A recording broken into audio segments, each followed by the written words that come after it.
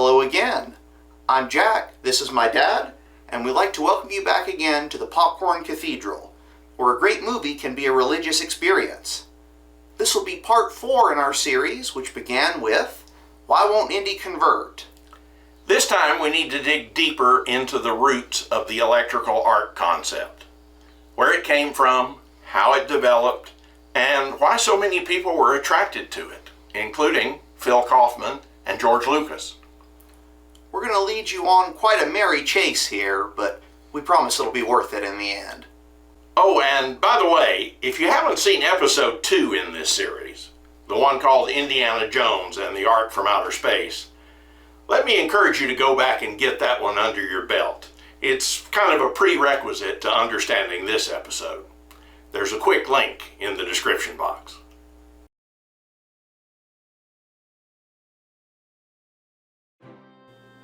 If it was screenwriter Larry Kasdan who rescued Indy from James Bond, Jack and I are going to go ahead and credit Lucasfilm researcher Debbie Fine with rescuing the Lost Ark from Eric von Daniken. It was Debbie, we think, who first saw what the Ark is really good for in a movie. And it was Debbie who gave the warning that saved one of the great Hollywood movies from making perhaps the most disastrous misstep in film history. We'll explain what we mean, but it may take a minute. Remember that Phil Kaufman's original idea, seconded by George Lucas at this point, was an ark straight out of Ancient Astronauts. An ark that goes off at the end like a runaway reactor in a James Bond movie. Debbie Fine was charged with tracking down the sources of this concept when Kaufman himself had trouble remembering clearly. Early on, she was coming up short. So basically, it was your doctor and his article, and von Daniken and the Bible, and nothing else that we know anything about. Later, however, Debbie does come back with more. With something just a little unsettling, to be honest. In fact, she almost seems hesitant to bring it up. Here's Debbie. The interesting thing I found is the bulk of the sources are in German. But she's quick to add, and that might just be an incredible coincidence because so much of the important biblical research from that era was done in Germany. It's not really a Nazi kind of thing. It's just that most of the articles in books are in German. Like Abner Ravenwood, Phil Kaufman certainly no Nazi. In fact, he may have been the most self-consciously Jewish of all the Raiders creators at this point. He actually lived on a kibbutz in Israel for a while in the 60s. But he does know a thing or two about Nazis. Here's Phil. Well, the mystical thing wasn't necessarily a Nazi thing, but it's just that they focused on that so much, you know. It's one of the strange things about it. We've always approached the Nazis on a political level, when in fact they were approaching things on another kind of Wagnerian mystical level. We tend to explain Hitler away in terms of just a madman. But in fact, the Germans, with all their cults of the golden, whatever that was, the golden rule or something, they were looking all over for ways of capturing all the mystical power on Earth.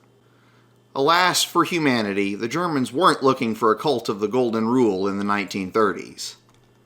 Would to God that they had been. What Phil is fumbling for here is the Hermetic Order of the Golden Dawn, which was a real cult during the Nazi era, and really was deeply interested in Moses and the Electrical Ark, among other things. This notion of the Ark as a piece of ancient superscience, a dangerous scientific weapon 3 millennia ahead of its time, actually predates the Chariots of the Gods thesis by many centuries. The two ideas are distinct, but the one definitely gave birth to the other. Let's get into this, shall we? We'll start with Napoleon and work backwards. Bonaparte, like Indiana Jones himself, went looking for powerful relics in ancient tombs. He invaded Egypt in 1798, ostensibly to reopen trade routes to India that had been cut off by the British during the French Revolution. But along with his armies, Napoleon took a team of 150 scientists with him to Egypt and explained their purposes in these words: to enlighten the world and to obtain new treasures for science. Essentially, ancient Egypt itself was discovered during this expedition. Most famously, the temples and tombs of Luxor, Dendera, and the Valley of the Kings. Each of these sites was measured, mapped, and drawn for the first time, providing Western civilization with its first reliable glimpses of a society which had previously been lost and quasi-legendary. So where did the future Emperor of the French get these notions about new treasures for science? Well, just the size of the pyramids themselves was enough to suggest that amazing unknown techniques had been used in their creation, methods that had been lost to later ages. Certainly nobody could have built the pyramids with 18th century techniques. But Napoleon was actually doing more than just making a guess based on the size. He was tapping into a long-standing tradition that was already centuries old in Napoleon's day. This urge to reinvent Moses goes back to the time of Moses himself. Of necessity, I guess. If you're on the outs with Moses as God, but are too honest to brazen the thing out as just a complete fable. In other words, there never was any Moses or any Ark, even though as a central founder of Judaism, Christianity, and Islam, 3/5 of the world's population, that is, the man's life certainly left an impact crater, so to speak, like few others. Then you're going to have to offer some kind of alternative reading instead. As you may recall from the Bible, Pharaoh himself dealt with Moses as a magician at first, with actual powers like his own court magicians. Here's the scene as depicted in DeMille's 10 Commandments, one of Steven Spielberg's favorite movies, by the way. Who are you to make their lives bitter in hard bondage? Man shall be ruled by law, not by the will of other men. Who is this God that I should let your people go? Aaron, cast down my staff before Pharaoh, that he may see the power of God. In this you shall know that the Lord is God.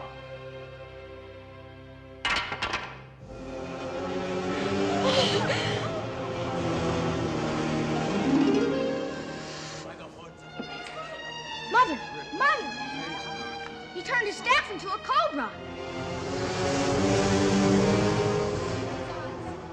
Nothing of his will harm you, my son.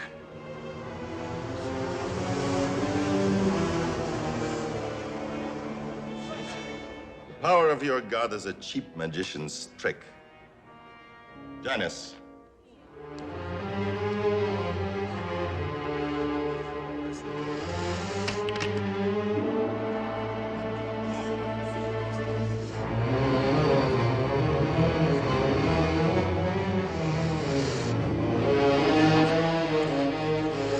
Mother, look!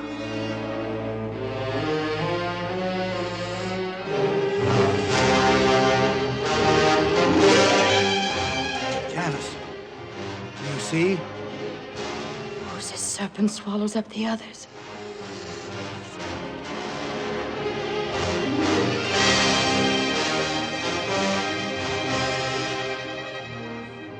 You gave me this staff to rule over scorpions and serpents, but God made it a rod to rule over kings. Hear his word, Ramses, and obey. Obey? Moses, Moses. Are there no magicians in Egypt that you have come back to make serpents out of sticks? Or cause rabbits to appear?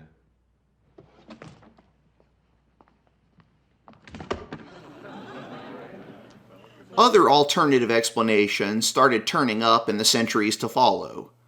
Though it isn't widely known, there are quite a few non-biblical accounts of Moses and the Exodus in existence. Some of these are hostile, some are just faithless. Some even tried to appropriate Moses for themselves. Let's review a few of these. Hecataeus was a skeptical philosopher who wrote a history of Egypt in the 300s BC. His is the earliest surviving extra-biblical account of the Exodus, composed more than 300 years before Christ.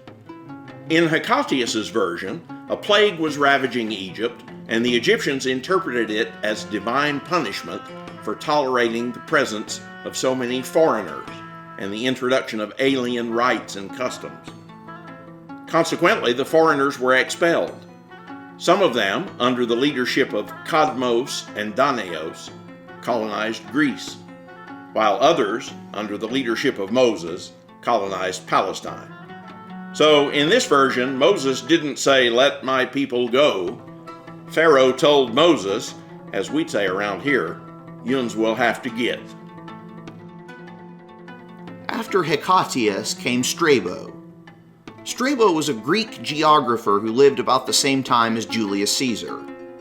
According to Strabo, an Egyptian priest named Moses, who rejected Egyptian polytheism, decided to found a new religion and immigrated with his followers into Palestine. His new religion consisted only of the recognition of the one divine being whom no image can represent.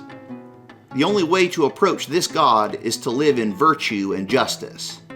Strabo's Moses imposed no laws except "thou shalt have no other gods."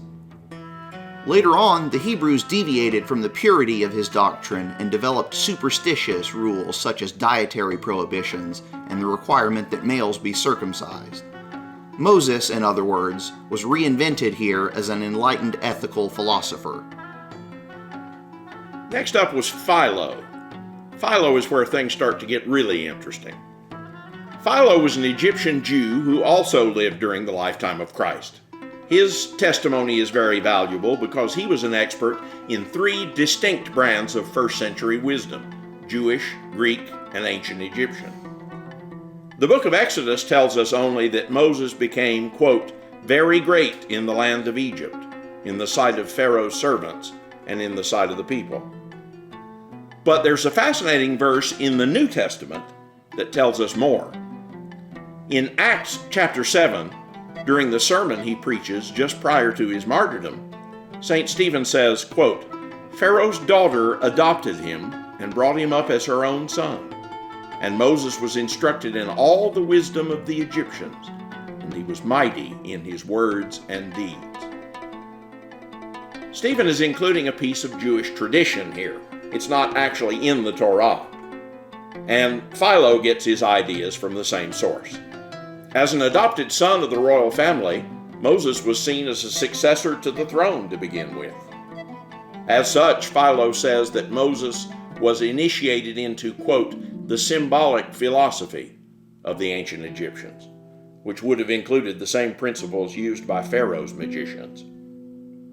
Philo also gives a detailed account of everything else Moses was taught, quote, "arithmetic, geometry, poetry, and music." Also, teachers from neighboring countries were assigned to teach him: Assyrian letters and the Chaldean science of the heavens. This he also acquired from Egyptians, who gave special attention to astrology, end quote. Notice, Philo isn't saying that Moses performed his miracles by magic. As a believing Jew, he accepts that God did the miracles through Moses and that Moses' power came from God alone. But other speculators weren't so careful. We come now to Hermes Trismegistus, who wrote about 100 BC. And yes, I said Hermes, as in the Hermetic order of the Golden Dawn. Hermes is the supposed author of a text called the Hermetica, the basis of a system called Hermeticism. Keep in mind, the word magic wasn't exclusively identified with sorcery and other forbidden practices yet. In fact, one of the main ideas of Hermeticism is that there are 2 different types of magic, totally the opposite from one another. Goetia, black magic, which depends upon an alliance with demons, always wrong, and theurgy, which is supposed to be God-based and relies upon invoking the aid of angels. Either way, there's no question that many of the early documents explicitly state that Hermes inherited his ideas from Moses, the Egyptian magician. During the late Renaissance, the concept of magic underwent a more positive reassessment through the development of the concept of magia naturalis, natural magic. Magic, in other words, had begun to evolve into science. And as a result, Moses the magician began to evolve into Moses the scientific wizard. This concept of natural magic really caught fire in European culture during the 14th and 15th centuries. Cornelius Agrippa, whom you Potterheads may have on one of your famous witches and wizards cards, was the greatest of the alchemists, and he definitely believed Moses was an Egyptian magician. And it's only been widely known for the past few decades, but Sir Isaac Newton was also an alchemist, as well as a student of Hermes Trismegistus. And Newton, too, believed Moses passed down proto-scientific ideas obtained from the ancient Egyptians. It's a pretty short walk now from Newton to the deists of the 18th century. Deism, recall, was a widespread attempt to eliminate the miraculous or supernatural element from Western religion, while saving, or purifying as they put it, the bare idea of a supreme being or divine architect of the universe. Mere theism, so to speak. The most famous American deist, of course, was Thomas Jefferson. Deists liked Strabo's ideas about Moses as the inventor of monotheism, but they weren't so crazy about the magic. So most Moses the Egyptian thinking gets diverted off into Moses the monotheist, Moses the scientist at this point. In fact, there's reason to believe that both Rosicrucianism and its stepchild Freemasonry are based on this idea. To put it shortly, Moses was a pure Spinoza-like Unitarian until the Jews messed it all up with their superstitions, the worst of which was Trinitarian Christianity. Don't forget, St. Paul and the other New Testament writers were all Jews. So this led deist writers like Matthew Tyndall and John Toland to interpret Moses' miracles as lost Egyptian superscience, of the type that made the pyramids possible. Toland bases everything on Strabo. In fact, one of the most prominent Ark hunters today, the English expert on Africa, Graham Hancock, still subscribes to this theory. Quote, "The Ark had possessed genuine powers, but those powers had been neither supernatural nor divine. On the contrary, they must have been the products of human skill and ingenuity." The French revolutionists, of course, based much of their movement on deist theories, which is how Napoleon Bonaparte wound up in Egypt looking for enlightenment and new treasures for science. But how about that Golden Dawn? Here's where things start turning dark. 19th and early 20th century Europe was big into machines, not so much into Jews. So the Ark as an example of lost super science, with Moses as an Egyptian rather than an Israelite, began to be pretty appealing to some people. Moses, the first monotheist, got to Germany by way of Goethe and by Schiller, their national poet. Mozart, the Austrian, wrote Masonic hymns based on the idea. This is also where Sigmund Freud, another Austrian, comes in. His last book, 1939, is called Moses and Monotheism. Freud was ethnically Jewish, but he really hated the Jewish religion. Moses and Monotheism posits the idea that the original Moses was an Egyptian prince who discovered the true deistic type of God and tried to force it on his polytheistic countrymen. After a while, a rebellion grew up, and Moses got himself murdered by his own people. In time, his memory got mixed up with that of a Midianite chieftain who lived several generations afterward. You may remember that Moses, in the Bible, marries a Midianite girl, and her father adopts him into the tribe. This second Moses worshipped a tribal deity called Yahweh, which Freud describes as, quote, an uncanny, bloodthirsty demon who wanders at night and shuns daylight, end quote. So Freud attributes all the true and perfect aspects of religion to Moses the Egyptian, all the imperfections of the biblical law to Moses the Midianite, the Semite. Careful, I'm not saying Freud was a Nazi, or even consciously anti-Semitic, but I will say that his friends were so worried about this book that they urged him not to publish it. They believed Freud's idea of the nasty Jewish Moses who took over for the enlightened Gentile Moses provided too much cover for the Nazis, who were already looking for ways to undermine the central role that the Bible has played in European culture. The Bible, the entirety of which, both Old and New Testament, was written by Jews. But, while some Europeans liked Moses wasn't really a Jew best, others were still holding out for Moses the magician. The Golden Dawn was an organization devoted to the study and practice of the occult, metaphysics, and paranormal activities during the late 19th and early 20th centuries. It was a Hermetic order, only in the sense that it invoked the name of Hermes when making claims about the ancient origins of its wacky beliefs. Founded in England by 3 Freemasons and a Rosicrucian, its hierarchy and initiation are nearly identical to the Masonic lodges. Basically, the Golden Dawn set off a whole mid-century craze for natural magic societies and explanations. A large majority of them used Egyptian motifs, a fad which was only accelerated by the media craze surrounding the discovery of King Tut's tomb in 1922. The Shriners are an example, a rather silly and benign offshoot of Freemasonry, having fun playing dress-up with a lot of faux Egyptian paraphernalia. It's never been established whether Napoleon was a Mason or not, but certainly most of his staff were members. But the Freemasons were definitely the main popularizers of Egyptomania during this era, and they may well have inspired the idea that lost scientific techniques might be found in Egypt, including new weapons for conquest. Pyramidology was born out of this expedition.